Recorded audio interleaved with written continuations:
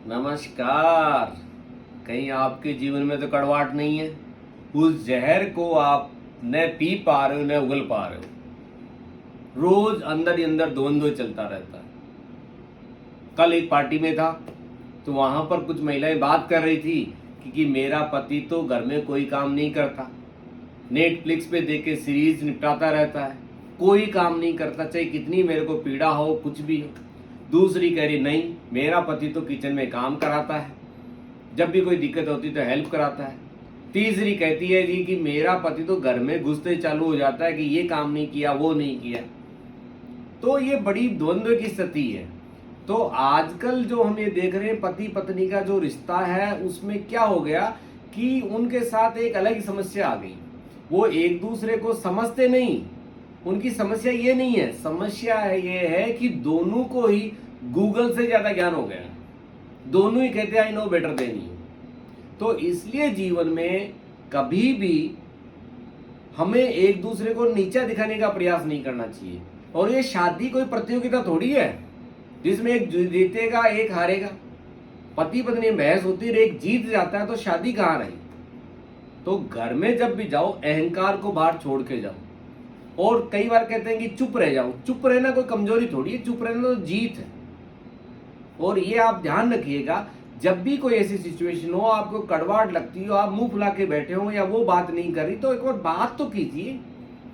बात करने से बहुत सारी चीजें सुलझ जाती हैं। और आपको पता है जब भी आप कभी एक्सरसाइज करते हो, झुक के करते हो तो दर्द होता है, और जब रोज झुकने के एक्सरसाइज करते हो तो फिर दर्द नहीं होता। यही हमारे जीवन में है। जब भी आप अपने अहंकार को साइड में रखकर थोड़ा सा झुककर उस बात करते हो, परेशानी को समझने की कोशिश करते हो, तो फिर आपको धीरे धीरे उसकी आदत पड़ जाएगी। लेकिन पहले कौन झुके।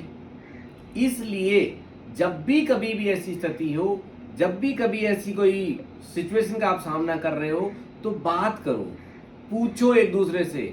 और आपको ये बात ध्यान रखना, जब बचपन में थे तो आप अपने माँ बाप के साये में थे, आप कितने अच्छे थे कितने बुरे थे उससे कोई मतलब नहीं।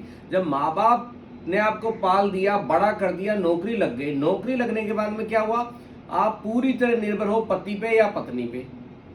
और पति पत्नी पे जब निर्भर हो सारी चीजें, तो क्यों न एक दूसरे से बात कर लेते हो, क्यों मुंह फुलाए बैठे रहते हो। जब आपकी बात करने की इच्छा हो रही है, मैंने बहुत से लोगों को देखा, जब भी हमने मौका दिया बात करो तो बात कर लेंगे, आंसू बहाते कि I love you like this. लेकिन जब आप बिना कहे बात कर लो ना, आपको तीसरे आदमी की जरूरत क्यों पड़ती है।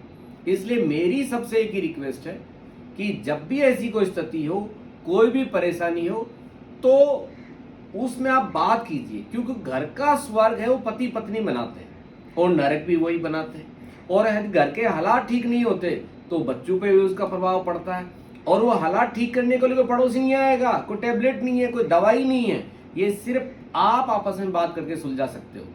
तो प्लीज जब भी कहीं भी कोई कड़वाहट हो, जब भी आपको लगता है कोई परेशानी हो, तो बात जरूर कीजिए, उसको समझने की कोशिश कीजिए।